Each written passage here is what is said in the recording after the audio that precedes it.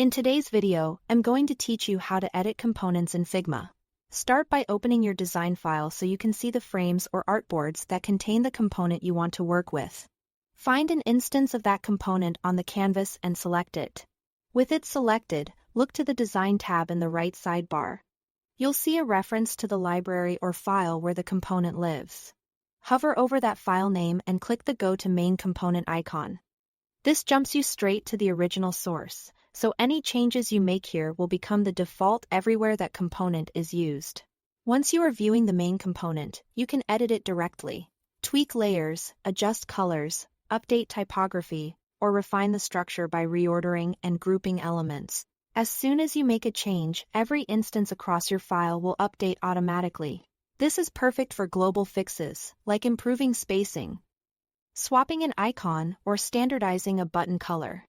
If you are collaborating, consider leaving a quick note in comments, so teammates understand the update. If your component uses variants, use the Properties section on the right to manage them.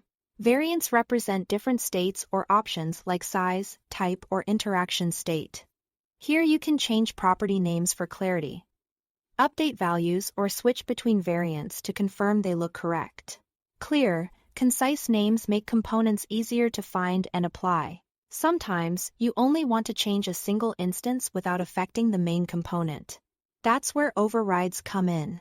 Select an instance on the canvas and edit the text, swap a color, or replace an image.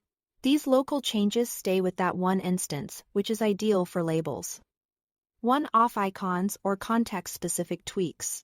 If an instance ends up with too many overrides or something looks off, you can quickly return it to the default.